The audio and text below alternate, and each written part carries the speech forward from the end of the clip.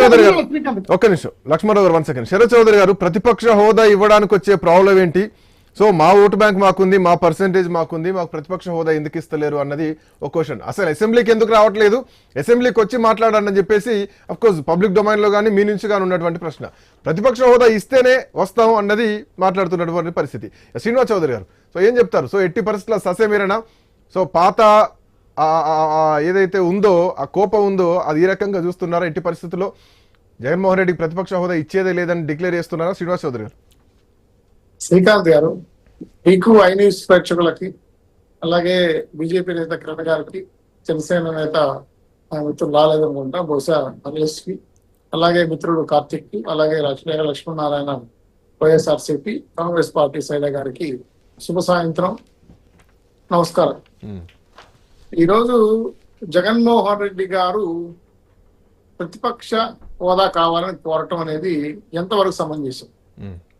ఒకప్పుడు ఏమంటారు దాన్ని, మాట తప్పని మడమ తెప్పని 151 మంది ఎమ్మెల్యేలు తెలుసుకున్న వ్యక్తి, ఢిల్లీని ఎదిరించిన వ్యక్తి, సోనియా గాంధీని ఎదిరించిన వ్యక్తి, I0 75 అని చెప్పిన వ్యక్తి, 199% ప్రతిపక్ష హోదాలో లేకుండా మొత్తం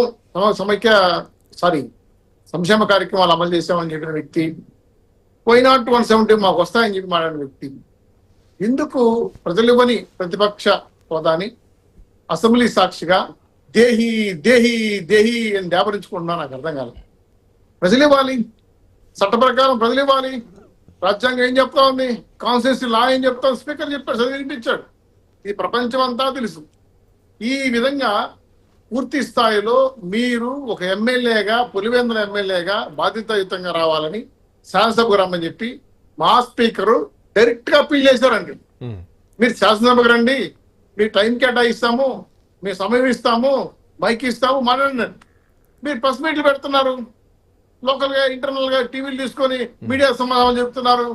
ఒక ఎమ్మెల్యేగా గెలిచిన మీరు ప్రజలకు సేవ చేయాల్సి వదిలేసి, ప్రజా సమస్యలపై శాసనసభలో మాట్లాడాల్సి వదిలేసి, ప్రతిపక్ష హోదా అంటున్నారు కదా, రండి మాట్లాడండి, వచ్చి హోదా స్థాయిలో మాట్లాడండి, వచ్చి ఈరోజు అమరావతి నిర్మాణం కావచ్చు, సో అదేవిధంగా వైజాగ్ ఫ్యాక్టరీ పైన కావచ్చు, ప్రతిపక్ష హోదా కోసం మాట్లాడడం మానేసి ప్రజల పక్షం వచ్చి అసెంబ్లీలో మాట్లాడండి అంటున్నారు.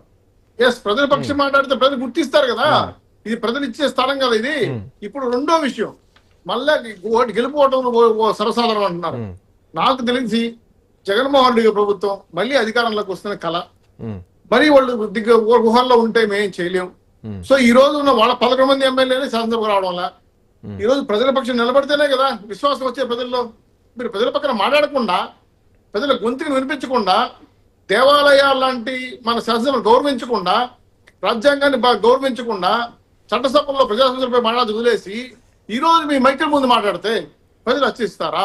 అంటే ఆ మాట అంటేనే ఇందాక రేగ లక్ష్మణరావు గారు ఇంకో మాట అన్నారు, అది మా ఇష్టం, మేము మా ప్రజలకు సమాధానం చెప్పుకుంటున్నాం, అసెంబ్లీకి పోవాలన్నా వద్దా, మా ప్రజలకు మీ సమాధానం చెప్పుకుంటాం, వాళ్ళకి చెప్పాల్సిన అవసరం లేదు, అసెంబ్లీ పోవాల్సిన అవసరం లేదు. వాళ్ళ ప్రజలు వేరే, వాళ్ళ ప్రజలు ఓట్లు వేరే, వాళ్ళ పార్టీ వేరే, ఆ విధంగా ఊహించుకుంటే మనం ఏం చేయగలం? ఆంధ్ర రాష్ట్రంలో ఉన్న విషయం గుర్తుపెట్టుకోండి, ప్రతి ఒక్కరు మనకు కావాలా ఆ విషయం గుర్తుపెట్టుకోండి, ప్రతి ఒక్కరికి సేవలు అందించాలని గుర్తుపెట్టుకోండి. ఎలక్షన్ వచ్చినప్పుడు కాదు, జనం అది మతం చూడడం, కులం చూడడం, మతం చూడడం, పార్టీ చూడడం చెప్పి మాటలు కాదు కదా. ఈ రోజు ప్రజల పక్షాన ప్రజా సమస్యల పైన గొంతు విప్పాల్సిన జగన్మోహన్ రెడ్డి గారు ఎందుకు ఈ రోజు కర్ణాటకలో కర్ణాటక ప్యాలెస్ పరిమితం అయిపోయాడు, ప్రెస్ మీడియాలు మాట్లాడుతున్నాడు తప్ప నేరుగా వచ్చి మాట్లాడలేకపోయాడు. ఆ రోజు స్పీకర్ సమావేశానికి వచ్చాడు, గవర్నర్ సమావేశానికి వచ్చాడు, మళ్ళీ ఎందుకు రాలేదు సమావేశాలకి? ఏ శాసనసభ అంటే భయమా? ఈయన ఎంతమంది ఎదిరించిన వ్యక్తి, వీరుడు కదా, సూర్యుడు కదా, విక్రమాదిత్యుడు కదా, ఎందుకు భయపడదు? పులివెందుల పులి కదా, సింగిల్ గా వస్తాడు కదా. శాసనసభకు రాలేకపోవడానికి కారణం ఏంది? పరదలు కట్టలేదనా, లేదంటే పోలీసులు రాలేదనా? ఏ రకంగా వాళ్ళు అభివృద్ధి భావిస్తున్నారో నాకు అర్థం కాలేదు. ఇది నిజంగా చెప్పాలంటే 5 కోట్ల ఆంధ్ర ప్రజల అవమానించే విధంగా ఉంది. ఒక ఎమ్మెల్యేగా గెలిచిన జగన్మోహన్ రెడ్డి గారు పులివెందుల ప్రజలు కూడా వారి కోరికల మేరకి, వారి అంశాల మేరకి, వాళ్ళకి చెప్పాల్సిన సమస్యల మేరకి శాసనసభలు వినిపించకపోతే పులివెందుల ప్రజలను కూడా అవమానించినట్లకే. ఇక్కడ ఇంకో విషయం, ఇంకో 2 పాయింట్స్ ఉన్నాయి. అయ్యన్న పాత్రుడు ఒకవైపు, సో వీళ్ళు సమాధిపతులుగా ఉన్నారు కాబట్టి మళ్ళీ వాళ్ళని ఫేస్ చేయాల్సినటువంటి పరిస్థితి ఏమైనా వస్తుందా? అందుకే ఇట్లాంటి ఒక లిటిగేషన్, ఇట్లాంటి ఒక వాదన తీసుకొస్తున్నారు అన్నటువంటి వర్షన్ కూడా వినిపిస్తోంది. వాళ్ళు కోర్టుకు వెళ్ళారండి, అదేవిధంగా స్పీకర్ లెటర్ రాశారండి. చట్టసభలో కోర్టులకి ఇస్తే ప్రత్యేక హోదా ఇస్తామని హైకోర్టు సుప్రీం కోర్టు చెప్పదు. ఇంకో విషయం సార్, ఇప్పుడు శాసనసభకి ఎక్కువ కౌన్సిలర్ తక్కువ అని మాట్లాడతాడు జగన్మోహన్ రెడ్డి గారిని, పవన్ కళ్యాణ్ గారిని. సో నేను ఒక మాట అంటా, మొన్నటి ఈయన ఎంపీ కదా, ఫస్ట్ టైం కదా ఎమ్మెల్యేగా అయ్యాడు, ఎమ్మెల్యేగా సీఎం అయ్యాడు కదా. గతంలో 22%, 21% ఎమ్మెల్యేలు 10% సైకిల్ తో పెరిగి గెలిచిన వ్యక్తి పవన్ కళ్యాణ్ గారు. ఇంతకు ముందు ఓడిపోయిండొచ్చు, మళ్ళీ గెలుచుండొచ్చు, ప్రజలు తీర్పు అది గౌరవించాల్సిన బాధ్యత మనకు ఉంది కదా. ఈ రోజు మీరు ప్రతిపక్ష హోదా కావాలనుకుంటా ఉంటే ప్రజల పక్షాన్ని నిలబడి పోరాడితే, ప్రజలు దీవిస్తే, ఆశీర్వదిస్తే, ప్రజలు మెప్పిస్తే పదవి రావచ్చు. అంతేగాని ఇక్కడ ప్రతిపక్షాలను మీకు ఉండమని చెప్పి మాకు ఇమ్మని చెప్పి కోరిన స్పీకర్ ఇవ్వలేరు. ఖచ్చితంగా పవన్ కళ్యాణ్ తేల్చి చెప్పారు, 5 ఏళ్ళు మీకు ప్రతిపక్ష హోదా ఇవ్వను, కుదరదు, ఇది సాధ్యం కాదు. ప్రతిపక్ష 5 ఏళ్ళు కూడా బహుశా. ఒక్క నిమిషం రవికిరణ్ గారు, గుడ్ ఈవినింగ్. ప్రతిపక్ష హోదా